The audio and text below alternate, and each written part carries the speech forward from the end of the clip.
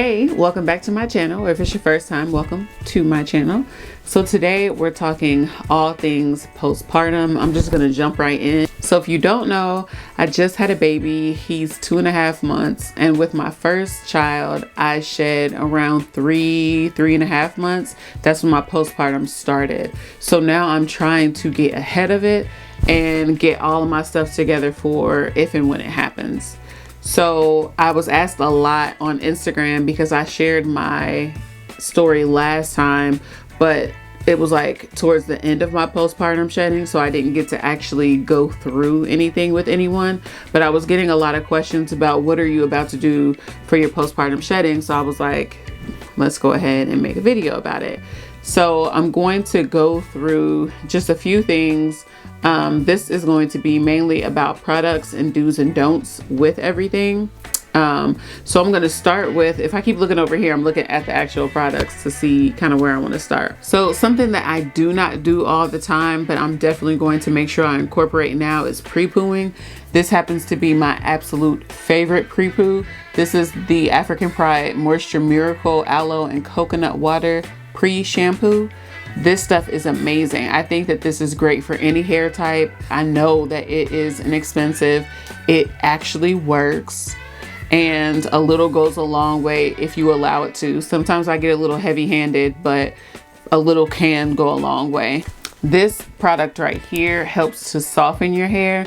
It actually adds moisture back into your hair, but it's like a really slimy texture. So it really allows you to get even like at your root, you know, like deep in your roots. It allows you to get that separated and detangled as well fairly easily. So this is definitely something that I'm going to be incorporating every single time I wash my hair. Not just sometimes, every single time. A lot of this is going to be every single time because I think that people get comfortable, and you cannot get comfortable with postpartum shedding. Like, I think that you have to have a routine. So starting with the pre-poo, the pre-poo. Then the next thing I'm gonna do before I even start on my shampoo is work in sections. So I know that this can be time consuming. I know that it can be very tedious, but it's something I believe truly helps. So either sectioning your hair off into 4, 5, or even 6 portions or sections to make sure that you're doing a small enough section to cause the least amount of damage that you can. Or I've even seen people just do like twists in their hair. And I don't know how many people normally do, but you just do, like if you were doing a twist out, you would do all of those around your hair and then work in those sections. Me personally, during this time, I do 5. So I do the middle and then 1, 2, 3, 4 are my sections. I just got this stuff in the mail, so I'm opening this package now because I wanted to make sure that I had everything before I started the video. But for the shampoo, I'm going to be using this ORS Uplifting Shampoo with nettle leaf and horsetail extract. Now, that's going to be a common thing that you're going to see for a lot of stuff that I use is the nettle leaf and horsetail extract because that has been proven to help your hair to, one, not be so brittle, help it to stop shedding. And it's also supposed to go deep into your cuticles to help them thicken up and strengthen. So this is what I started using at the not the shampoo, but I started using something with those 2 ingredients in it at the end of my shedding, and it helped a whole lot. But I don't know if it helped because I was at the end or if this kind of helped to stop it. So that's why I'm going ahead and starting with this now so that it can start to strengthen my hair already before the process even happens. But this is also a deep cleansing shampoo, so it is going to lift up and get out all that gunk. I do my edges a lot, so I really need something that's going to get all of the edge control, all of the gel, all the product out of my hair, get my hair clean and my scalp clean, because that's another thing. Like, your scalp needs to be able to receive everything, and if it's not clean and if it's not like degunked, nothing is going to penetrate into your scalp. So the other thing that I'll be using, and I don't have any with me right now, but I'm going to be deep conditioning my hair. One, you should be deep conditioning your hair anyway, but this is really, really, really important right now because you want to put all that moisture back into your hair or protein back into your hair. So that's why I don't have anything with me now, because I'm going to be alternating between moisture deep conditioners and protein deep conditioners. But whenever I wash my hair, every 2 washes, I'm going to be using a moisturizing deep conditioner, and then the next 2 washes, I'm going to be using a protein based deep conditioner. And that's just to give my hair not only moisture and protein, but give it some balance, because I do feel like a lot of the time we have a moisture deep conditioner or moisturizing deep conditioner that we love. It feels really good. It makes our hair feel soft, but then your hair can start to get like mushy. That means you need a little more protein. So I want to give it balance, but not every other week, because I feel like that's too much. So that's why I'm doing every 2 washes. So after I've pre-pooed, shampooed, and deep conditioned, I'm going to go in with a few different oils. So I really like Jamaican black castor oil. I know that everybody has heard of this. This is a staple in our community, especially with natural hair, to help with hair growth. So I'm going to be using that. And this is another one that's a staple too, the wild growth hair oil. I'm going to be using one of these oils every single time after my hair is clean and deep conditioned. Before I put on like a leave-in, anything, I'm making sure to put this on my scalp, because that's what's going to get that hair growth, and this needs to penetrate into my scalp to give me that growth. So then another oil that I'm going to be using on my scalp and in my actual hair is the Ordinary Hair Care line. It is the serum for hair density. So I'm going to be putting this on my scalp and in my hair as well, because this is supposed to help your hair look fuller, be healthier, all that good stuff. And it's a serum, so it's going to be a lighter oil. So the other oils I'm going to be using during the day, because that will give it time to penetrate. And then I'm going to use this one at bedtime, because it is a lighter oil. I don't have the fear of it like going into my pillowcase, because that's the issue with the other heavier oils. You'll see it the next morning, or to be in your bonnet. With the heavier oils, I'm probably going to be using those maybe 3 to 4 times a week. With this one, I'm going to be using this every single day. So, and you only need a few drops. Now, I've never used this before. This is going to be my first time using this, but I've heard amazing things about it. So I'm definitely going to be including it. Then as far as my edges go, more than likely I'm going to use the Ordinary for that as well. But I also got this ORS Fertilizing Temple Balm, and this again has that nettle leaf and horsetail extract, and this is going to, you know, do exactly what it's saying. It's going to fertilize my temple, which is your edges, like right around here. So I'm going to be rubbing this in, and if you've smelled this before, it smells medicated, like it actually is going to do something. And I've seen great reviews about this too. I've never used this before, but heard great things, so I'm going to give it a try. So lastly, I'm going to be using the ORS hair fertilizer, and once again it has that nettle leaf and horsetail extract, and this is for my actual hair though. So this is going to act as my leave-in basically. So I'm going to try out different products with this to make sure they mesh, and then more than likely just stick with those products or protective styling with this on there, because this is going to be important for my hair. All the other stuff is mainly going on my scalp or cleansing, but this is going to be the thing that's actually for your hair, that's going to help your hair to strengthen and even hopefully like liven up my hair, because my hair can get dull. So I'm praying that this can like liven it up. And I think I used this a long time ago, and then I stopped using it for whatever reason, just because I forgot about it. Like I was getting a whole bunch of other products, so I was like, oh, okay, I'll pick that up some other time.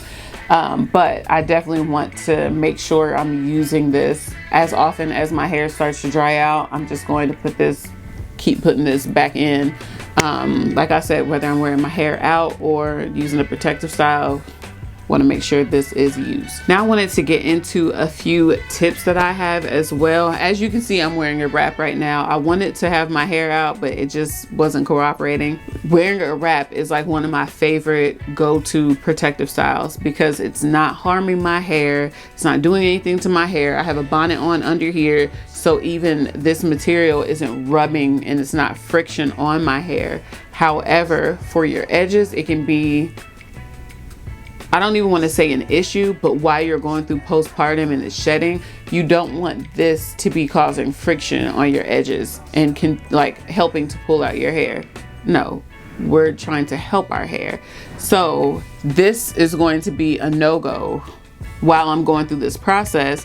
But if I need to, like if I have no other option, I'm going to make sure that my edges are up, and I'm going to be using a wrap like this. So this is actually for wigs, that's why it has this part right here, but I'm going to be using this as protection on my edges. Now normally I have this on, but I wanted to be able to show this because one, it keeps my wrap from sliding and moving. Like if I'm doing all this, it keeps it on here because this is like a velvet material, so it keeps it from sliding, but also it's protecting my edges, so I wouldn't have my edges out like this. I would have this wrapped around my edges like this,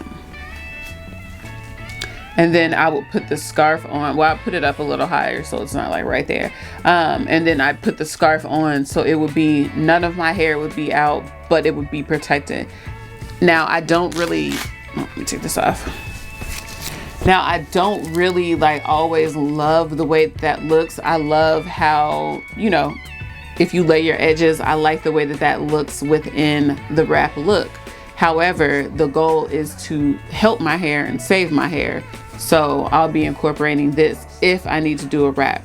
The other thing is detangling and brushing and combing my hair. So I'm not going to be using any comb at all, just because I feel like it could be ripping through my hair. And I'm going to be finger detangling with gloves. So the gloves help your hair glide through your hair without tangles from your nails or from anything else, from your rings, nothing. So I'm gonna have gloves on and I'm going to finger detangle first, and then I'm going to be using the Tangle Teaser brush.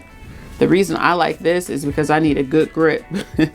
I need a good grip on it because I don't like this. My hand will start to get cramped like this.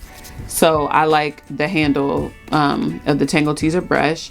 And this has been the least damaging brush that I've used. I really like, I don't want to name any, but I really like other detangling brushes, but this one has caused the least amount of damage for me and for my hair type. So if your hair type is a little looser than mine, then you can probably use any other brush and it's not going to be pulling out your hair. But I know from my hair texture, those brushes can pull out more hair than necessary.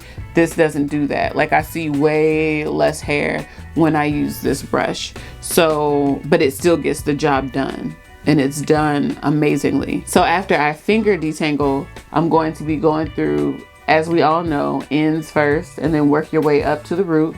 And then that way I'm going to have the least amount of damage. And the other thing that I wanted to make sure to touch on with the tips are massages. I already talked about the oils that I'm going to be using, but with those oils, I'm going to be doing daily massages as well, because I'm going to be using at least one of the oils daily.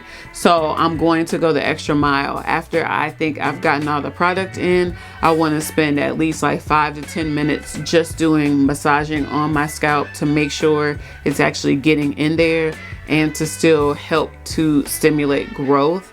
But not only that, it can also stimulate like any hair that needs to come out without being brushed out or combed out. I'm praying that it'll come out through the finger detangling, or with the massaging, it'll loosen it up so it won't pull out other strands with it.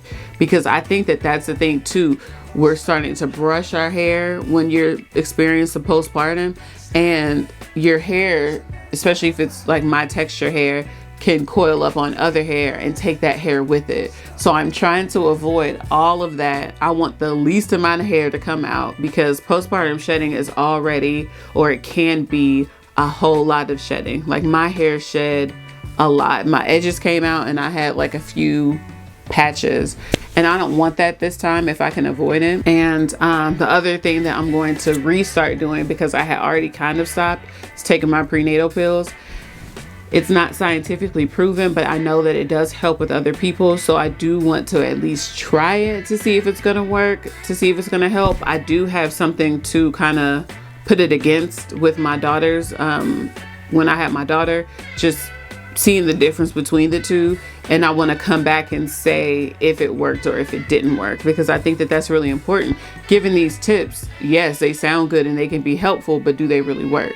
So I hope that you were able to find this helpful for you, especially if you're already in the middle of postpartum shedding. That doesn't mean that you can't start doing that stuff right now. I'm just trying to get ahead of it. And please know that you're not alone. This shedding happens. It can come out in clumps.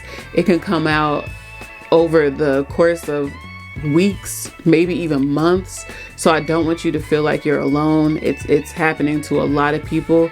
But you're still fine. You are still cute, girl. Your edges do not define you. It is okay. And we are going to get through this together. But that is all for me today. If you have any questions or comments, leave them down below. And if not, I'll see you in my next video. Bye.